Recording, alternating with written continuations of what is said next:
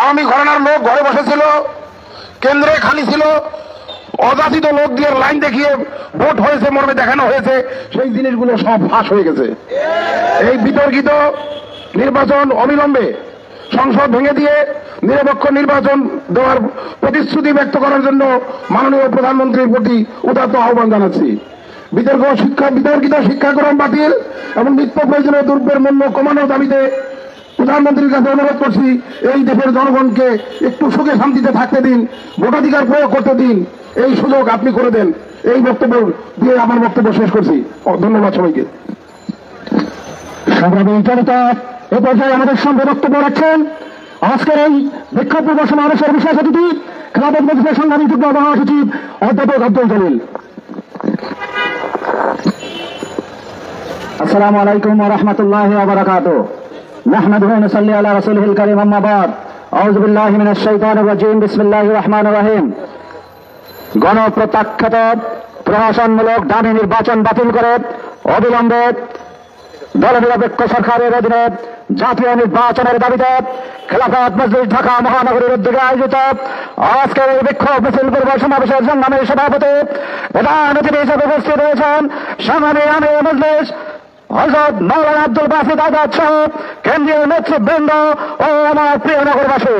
সংগ্রামী ভাইরা, বিগত 7ই জানুয়ারি প্রমাণ হয়েছে এই সরকারকে এদেশের মানুষ চায় না।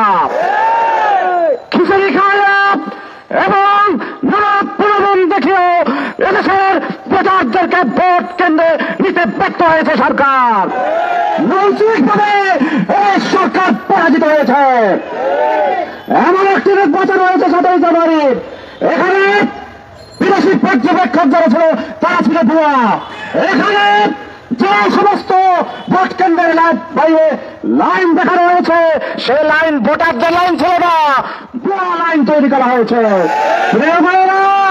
3,000 কোটি টাকার যে কনভেনশন জাতীয় কাউন্সিল, এটা আওয়ামী লীগের একটা কাউন্সিল বলা যায়, এই কাউন্সিলের কমিশনার ছিলেন যিনি প্রধান নির্বাচন কমিশনার, উনি দিনের বেলা ঘুমিয়েছিলেন, ওনার বক্তব্যে উনি প্রকাশ করেছেন।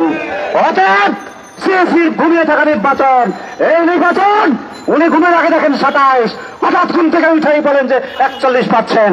অতএব এই নির্বাচন প্রশাসনিক নির্বাচন দেশবাসী বিশ্ববাসী কোনোভাবেই মেনে নেয়নি এবং মেনে নেবে না। অতএব অনতি বিলম্বে এই নির্বাচন বাতিল করুন, সমস্ত দলকে নিয়ে একটি অংশগ্রহণমূলক নির্বাচনের ব্যবস্থা করুন এবং সেই নির্বাচন হতে হবে দলনিরপেক্ষ সরকারের অধীনে।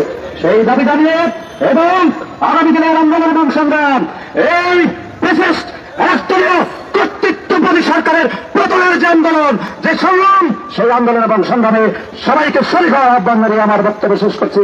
আসসালামু আলাইকুম ওয়া রাহমাতুল্লাহ।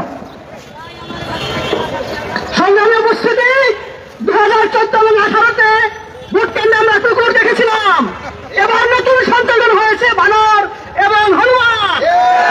এই বানর এবং হনুমান মার্কা নির্বাচন এদেশের জনগণ মানবে না। এই পর্যায়ে গুরুত্বপূর্ণ বক্তব্য পেশ করছেন খেলাফত মজলিসের সংগ্রামী নায়েবে আমির শাইখুল হাদিস আল্লামা আহমদ আলী কাসুরি।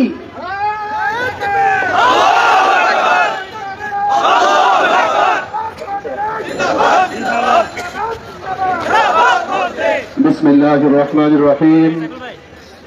আজকের এই সমাবেশের সম্মানিত সভাপতি, উপস্থিত প্রধান অতিথি আমিরে মজলিস, অন্যান্য নেতৃবৃন্দ, সমবেত ভাইয়েরা আমার, 7 তারিখের নির্বাচন আপনারা দেখেছেন, বিশ্ববাসী দেখেছে।